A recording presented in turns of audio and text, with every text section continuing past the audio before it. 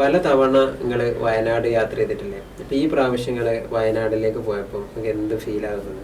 ഒരു മനുഷ്യൻ്റെ ഏറ്റവും വലിയ സ്വപ്നം എന്താണെന്ന് ചോദിച്ചു കഴിഞ്ഞാൽ ഓരോരുത്തർക്കും ഓരോ ഉത്തരം ഉണ്ടാവും. എന്നാൽ ഒരു രാത്രി കിടന്നുറങ്ങി രാവിലെ എഴുന്നേൽക്കുമ്പോൾ എല്ലാം നഷ്ടപ്പെട്ടു പോയ ഒരാളോട് ചോദിച്ചു കഴിഞ്ഞാൽ അവർക്ക് തലചായ്ച്ചുറക്കാൻ സ്വന്തമെന്ന് പറയാൻ ഒരു ഭവനം ഉണ്ടായിരുന്നെങ്കിൽ എന്നായിരിക്കും. എൻ്റെ ജീവിതത്തിൽ ഞാൻ വയനാട്ടിൽ നിങ്ങൾ ചോദിച്ച പോലെ പലതവണ പോയിട്ടുണ്ട്. എന്നാൽ എൻ്റെ ലൈഫിൽ എന്നെ ഏറ്റവും കൂടുതൽ ടച്ച് ചെയ്തിട്ടുള്ള ഒരു യാത്ര എന്ന് പറയുന്നത് ഈ കഴിഞ്ഞ ദിവസം മുസ്ലിം ലീഗ് നിർമ്മിച്ചു നൽകിയിട്ടുള്ള 51 വീടുകളുടെ സമർപ്പണ വേദി സാക്ഷ്യം വഹിക്കാൻ പോയപ്പോഴാണ്.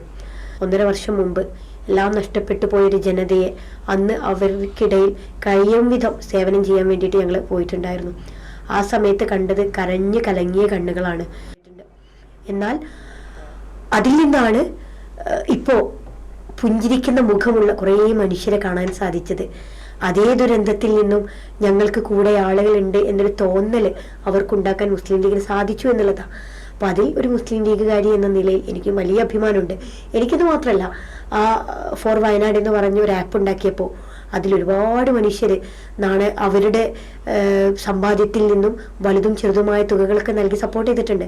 അവർക്കൊക്കെയും ആ നിമിഷം അഭിമാനിക്കാവുന്ന ഒരു നിമിഷമാണ് എന്നതിലൊരു സംശയമില്ല. അവരും ആ കണ്ണീര് തുടയ്ക്കാൻ കാരണക്കാരായിട്ടുണ്ട് എന്നുള്ളതാണ്. നമുക്ക് ആ വീട് കാണുമ്പോണ്ടല്ലോ ഭയങ്കര രസമുള്ള വീടാണ്.